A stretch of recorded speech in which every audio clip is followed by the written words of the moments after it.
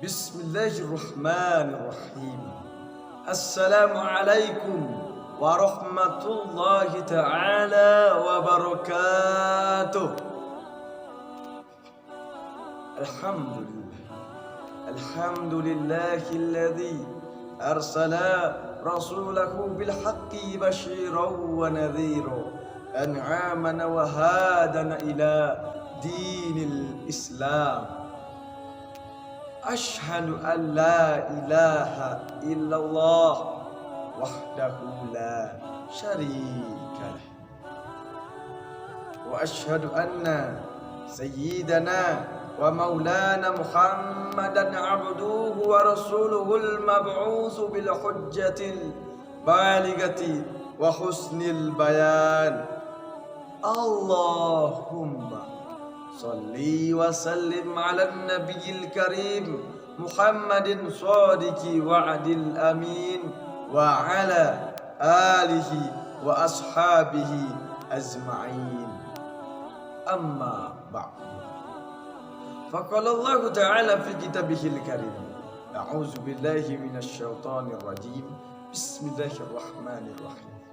Wa ma khalaqtul jinna wal insa illa liya'budun wa ma uridu minhum min rizqi wa ma uridu ay yut'imun innallaha huwar razzaqu dzul fawzil matin. Shadaqallahul azim. Jamaah online dimanapun kita berada, salah satu bacaan penting dalam solat adalah bacaan surah Al-Fatihah. Sekurang-kurangnya 17 kali umat Islam membacanya dalam sehari.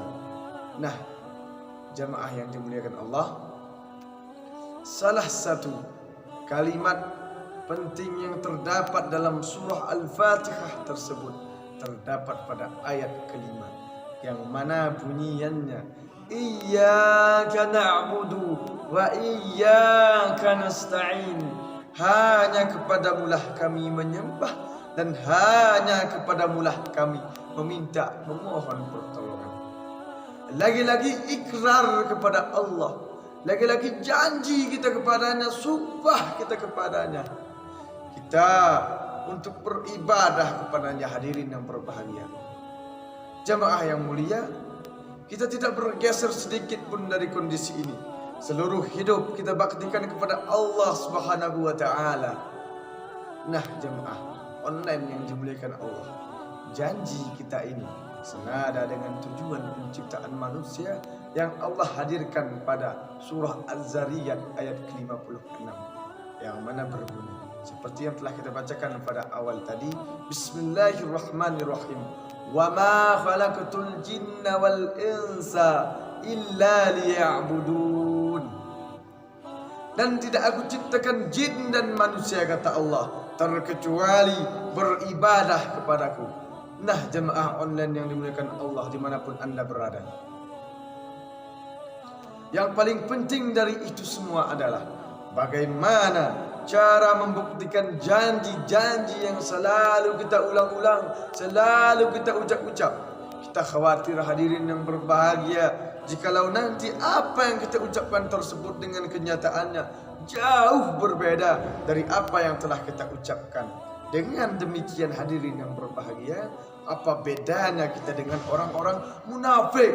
Rasulullah sendiri telah menyatakan melalui sabdanya, hadirin yang berbahagia, ayatul munafiki thalathun, idza hadatha kadzaba, wa idza wa'ada akhlafa, wa idza tumina khafa.